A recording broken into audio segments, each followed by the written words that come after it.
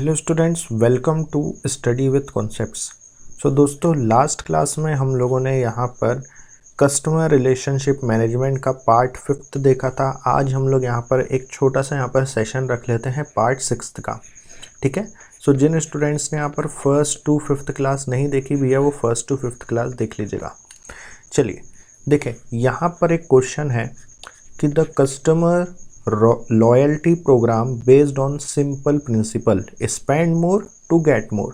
सरल सिद्धांत पर आधारित ग्राहक वफादारी कार्यक्रम अधिक प्राप्त करने के लिए अधिक खर्च करें। तो वो प्रोग्राम क्या कहलाता है? वो प्रोग्राम कहलाता है पॉइंट प्रोग्राम। अब ये पॉइंट प्रोग्राम क्या है? देखो, ये आप लोगों ने भी देखा होगा, है ना। सो देखिए, पॉइंट प्रोग्राम वाणिज्य जगत में सबसे आम प्रोग्राम है क्योंकि वह सबसे सरल है।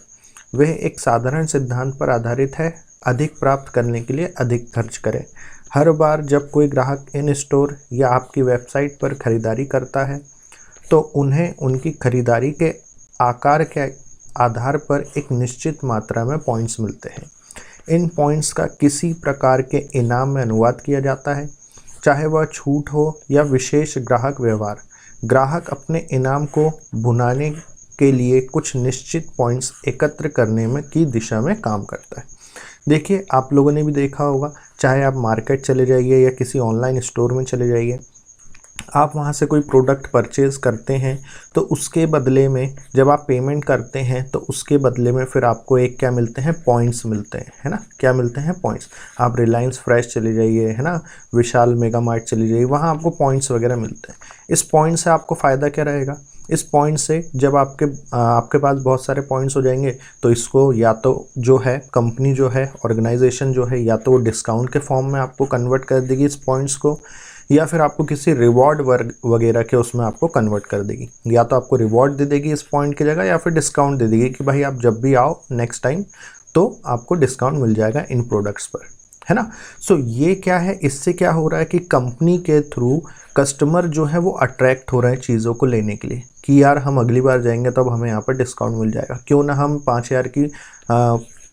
5,000 का हम प्रोडक्ट खरीद लेते हैं, हमें इतने इतने पॉइंट्स मिल जाएंगे तो नेक्स्ट टाइम हमें यहाँ पर डिस्काउंट मिल जाएगा या फिर कुछ रिवॉर्ड वगैरह मिल जाएगा। तो ये कस्टमर को अट्रैक्ट करने की एक टेक्निक है। क्लियर?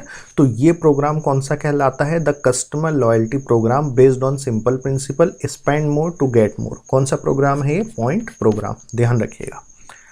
अगला क्वेश्चन है, dash in marketing research aims to describe a large number of variables और questions by using a reduced set of underlying variables।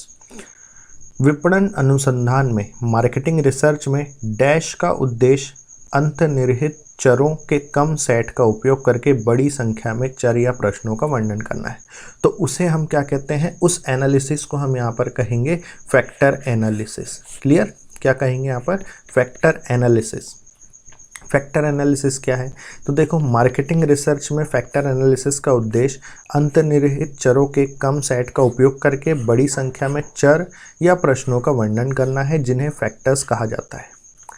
इसका उपयोग अक्सर ग्राहक संतुष्टि अध्ययनों में अंतर्निहित सेवा आयामों की पहचान करने और मूल्य दृष्टिकोण निर्धारित करने के लिए किया जाता है। कहने का मतलब ये है कि फैक्टर एनालिसिस एक ऐसा एनालिसिस होता है जिससे कि हम कस्टमर क्या चाहता है ये चीज़ हम पता कर सकते हैं, है ना। कस्टमर को किस प्रकार से प्रोडक्ट चाहिए, क्लियर, कस्टमर के रिक्वायरमेंट क्या है, कस्टमर की नीड क्या है उस प्रोडक्ट के लिए, है ना, कस्टमर को कब तक डिलीवरी चाहिए, कस्टमर का बजट कितना, ये सारी चीज़ें जो है ये एक क्या है? एक एनालिसिस के तौर पर यहाँ पर की जाती है, जिससे क्या कहा जाता है? फैक्टर एनालिसिस कहा जाता है। क्लियर? सो बिल्कुल मार्केटिंग रिसर्च में ये काफ़ी एक इम्पॉर्टेंट रोल प्ले करता है। क्लियर हो गया? चलिए अगला question, dash clarifies the creation of value by customers. Dash ग्राहकों द्वारा मूल्य के निर्माण को स्पष्ट करता है। अब देखिए, dash clarify the creation of value by customer. Clear? तो नाम से यहाँ पर समझ में आ रहा है ये क्या हो जाएगा? Customers engagement value. Customers engagement value ग्राहकों द्वारा मूल्य के निर्माण को स्पष्ट करता है। अगला question, dash cookies remain even after the web browser is closed. Web browser बंद होने के बाद भी डैश कुकीज़ बनी रहती है। अभी कुकीज़ मैंने आप लोगों को बताया था क्या होती है ना, ये हम लोग पहले की क्लासेस में हम लोग यहाँ पर पढ़ चुके हैं। क्लियर। तो देखिए, वेब ब्राउज़र बंद होने के बाद भी कुकीज़ बनी रहती है तो उसे हम क्या कहते हैं यहाँ पर, परमानेंट कुकीज़ कहते हैं। क्या कहते हैं भैया, परमानेंट कुकीज़, है ना। यहाँ पर हम लोग थर्ड पार्टी कुकीज़ भी हम लोग पढ़ चुके हैं, है ना, प्रीवियस क्लास में। तो जिन स्टूडेंट्स ने नहीं देखा वो देख लीजिएगा। यहाँ पर मैं आप लोगों को थर्ड पार्टी कुकीज़ बता चुका हूँ। अब यहाँ पर परमानेंट कुकीज़ है। परमानेंट कुकीज़ क्या रहता है कि वेब ब्राउज़र बंद होने के बाद भी जो है कुकीज़ बनी रहती है, तो उसे हम क्या कहेंगे, परमानेंट कुकीज़ कहेंगे। क्लियर है इतनी चीज़ें? क्लियर। तो मैंने आपको वैसे भी बताया था कि कुकीज़ जो है वो एक क्या है, एक छोटी टेक्स्ट फाइलें होती है ना, जो किसी भी पर्सन द्वारा देखी गई वेबसाइट या कंप्यूटर पर रखी जाती है। क्लियर। चलिए अगला क्वेश्चन है, बहुत इजी क्वेश्चन है और इम्पोर्टेंट क्वेश्चन है। Who propose the value chain as a tool to identify customer value. ग्राहक मूल्य की पहचान करने के लिए मूल्य श्रृंखला को एक उपकरण के रूप में किसने प्रस्तावित किया। तो देखिएगा, वैल्यू चेन को जिसने प्रपोज किया था, है ना, वो थे माइकल पोर्टर। कौन थे? Michael porter. तो ये वैल्यू चेन एनालिसिस क्या है, मुख्य श्रृंखला विश्लेषण क्या है, इसको देख लीजिए। तो देखिएगा, वैल्यू चेन एनालिसिस एक प्रोसेस है जो कि जहां एक फर्म अपनी प्राथमिक मीन्स प्राइमरी या फिर सपोर्ट एक्टिविटीज़ की पहचान करती है, जो उसके अंतिम प्रोडक्ट में मूल्य जोड़ती है ना, जो उसके फाइनल प्रोडक्ट में क्या वैल्यू जोड़ती है, और फिर एनालिसिस करती है, फिर लागत कम करने या फिर डिफरेंशिएशन बढ़ाने के लिए क्या करती है, एनालिसिस करती है। तो यही आपका क्या होता है, वैल्यू चेन एनालिसिस होता है, जिसको प्रपोज किया था या जिसको यहाँ पर डिस्कवर किया गया था, ऐसा कह लो, या जिसकी पहचान की गई थी, वो थे Michael porter. Clear. So Michael porter, आप यहाँ पर वैल्यू चेन से आप लोग ध्यान रखिएगा। आगे बढ़ते हैं। Which stage of product life cycle a company reduces sales promotion to take advantage of heavy consumer demand। उत्पाद जीवन चक्र के किस चरण में एक कंपनी भारी उपभोक्ता मांग का लाभ उठाने के लिए बिक्री संवर्धन कम करती है। तो वो है कौन सा, वो स्टेज कौन सी कहलाती है, ग्रोथ स्टेज कहलाती है। क्लियर हो गया। वह stage, which stage of product life cycle a company reduces sales promotion to take advantage of heavy consumer demand. तो वो ग्रोथ कहलाती, वो स्टेज कहलाती है कौन सी, ग्रोथ स्टेज। अब देखो ग्रोथ स्टेज क्या है कि यदि प्रॉपर, है ना, प्रॉपर मार्केटिंग के साथ किसी प्रोडक्ट का विकास के चरण में जा सकता है। मतलब with proper marketing A product can go into the growth stage. कहने का मतलब ये है कि प्रॉपर मार्केटिंग के साथ एक प्रोडक्ट विकास के चरण में जा सकता है। विकास के चरण के दौरान बिक्री में तेजी से वृद्धि होती है, क्योंकि उपभोक्ता उत्पाद को स्वीकार करना शुरू करते हैं। तो यहाँ पर क्या हो रहा है, यहाँ पर क्या हो रहा है कि एक प्रॉपर मार्केटिंग के साथ प्रोडक्ट जो है वो क्या हो रहा है, ग्रोथ स्टेज पर जा रहा है। इस ग्रोथ स्टेज में क्या हो रहा है कि यहाँ पर सेल्स के साथ साथ यहाँ पर क्या हो रही है, ग्रोथ भी यहाँ पर बढ़ रही है ना, या ऐसा कह लो कि बिक्री में तेज़ी से वृद्धि हो रही है, सेल्स में तेज़ी से यहाँ पर क्या हो रही है, ग्रोथ हो रही है। क्यों? क्योंकि जो कंज्यूमर्स होते हैं वो क्या करते हैं, उस प्रोडक्ट को एक्सेप्ट करने में अब क्या हो जाते हैं, सक्षम हो जाते हैं। क्लियर हो गया।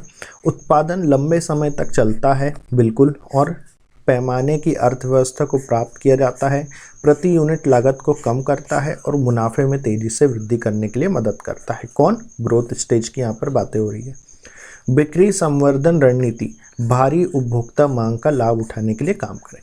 चलिए यहाँ पर तो आप लोग जो है सेल्स प्रमोशन स्ट्रेटेजी समझते हैं। क्या होता है यहाँ पर कि यहाँ पर जो प्रोडक्ट है, मतलब कंज्यूमरों की डिमांड को समझना और अपने जो प्रोडक्ट है उस चीज़ को यहाँ पर बढ़ाना। क्लियर हो गया। चलो आगे बढ़ते हैं। इन CRM QCI model stands for quality comparative index. तो बिल्कुल यहाँ पर आपसे QCI का यहाँ पर फुल फॉर्म पूछा जा सकता है। QCI क्या है, एक मॉडल है। क्लियर, जिसका फुल फॉर्म होता है क्वालिटी कॉम्पिटिटिव इंडेक्स। क्लियर। अब देखो QCI मॉडल उन विभिन्न गतिविधियों का प्रतिनिधित्व करता है जो संगठनों का ग्राहक हासिल करने और बनाए रखने के लिए आवश्यकता होती है। कहने का मतलब ये है कि QCI model, quality competitive index model, एक ऐसा मॉडल है जो कि ऑर्गेनाइजेशन में ग्राहकों को क्या करता है, एक्वायर करता है और उन्हें लंबे समय तक बनाए रखने के लिए जो है आवश्यक रहता है। क्लियर?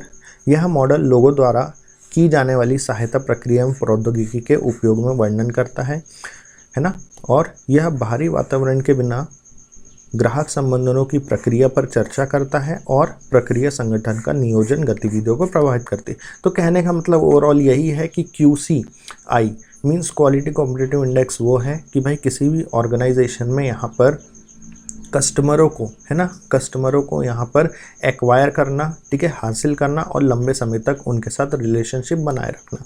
तो यह एक मॉडल कहलाता है। कौन सा? QCI मॉडल, जो कि CRM में यहाँ यूज होता है। क्लियर? चलिए अगला क्वेश्चन है, in CRM context Siebel system. अब देखिए Siebel system was one of the first provider of, CRM के संदर्भ में सिबेल सिस्टम किसके पहले प्रदाताओं में से एक था? तो देखिए सेल्स फोर्स ऑटोमेशन। क्लियर? अभी ये सिबेल सिस्टम है क्या? तो देखो Tom Siebel started Siebel system in 1993 and soon become the leading provider of Salesforce automation. In the 1990s, industrial growth Brock Control System started Salesforce automation and added the feature of database marketing, CMS, inventory control and customer interaction tracking. So कहने का मतलब ये है कि भाई सबसे पहले यहाँ पर CRM कॉन्टेक्स्ट में सिबेल सिस्टम जो है सबसे पहले प्रोवाइड हुआ था किस चीज़ के लिए? तो यहाँ Salesforce ऑटोमेशन जो है वो यहाँ आपको ध्यान में रखना है। अगला क्वेश्चन, खैर ये वाला क्वेश्चन हम पहले भी कर चुके हैं। One of the major benefit of cross selling is increase in, cross selling का एक प्रमुख लाभ डैश में वृद्धि है। किस चीज़ में वृद्धि? So customer life time value. अब कस्टमर लाइफ टाइम वैल्यू जो है CLV, ये हम लोग पहले की क्लास में पढ़ चुके हैं। सो यहाँ क्रॉस सेलिंग देख लो। तो देखो क्रॉस सेलिंग क्या है? एक सेल्स टेक्निक है, किसी भी प्रोडक्ट को बेचने की एक टेक्निक है जिसका उपयोग मौजूदा उपभोक्ता को अतिरिक्त उत्पाद या सेवा बेचने के लिए किया जाता है। क्लियर हो गया? चलिए मतलब किसी भी प्रोडक्ट को, है ना, उसके सर्विसेज या एडिशनल प्रोडक्ट को बेचने के लिए यहाँ पर क्रॉस सेलिंग का यूज़ किया जाता है। क्लियर? ये एक सेल्स टेक्निक होती है। तो यहाँ पर किस चीज़ की मेन रूप से यहाँ पर ग्रोथ होती है, किस चीज़ की यहाँ मेन रूप से यहाँ पर वृद्धि होती है? तो कस्टमर लाइफ टाइम वैल्यू की यहाँ पर वृद्धि होती है। क्लियर? तो ये थे दोस्तों आज के हमारे क्वेश्चंस। इसकी जो PDF है वो मैं आप लोगों को टेलीग्राम चैनल पर दे दूंगा। टेलीग्राम चैनल की लिंक डिस्क्रिप्शन बॉक्स में दे रखी है। अभी आपको यहाँ पर ये जो चीज़ें लिखी है, एक्स्ट्रा चीज़ें, ये आपको अभी यहाँ पर छोटी दिख रही होगी, बट PDF में आपको बड़े उसमें दिखेगी, टेंशन ना लीजिएगा, है ना। अगर आज की क्लास अगर आप लोगों को अच्छी लगी हो तो लाइक करिएगा, अपने दोस्तों में शेयर करिएगा, कमेंट करके बताइएगा आज की क्लास कैसी लगी। और यदि अभी तक अगर आप लोगों ने चैनल को सब्सक्राइब नहीं किया तो भी चैनल को सब्सक्राइब कर लीजिएगा और अपने दोस्तों में भी शेयर कर दीजिएगा और टेलीग्राम चैनल ज्वाइन कर लीजिएगा ताकि PDF वगैरह वहीं से आप लोगों को सारी चीज़ें मिलती रहे। ठीक है दोस्तों, चलिए सो आज के लिए हम लोग इतना रखते हैं। मिलते हैं नेक्स्ट क्लास में, जब तक के लिए बाय बाय, टेक केयर।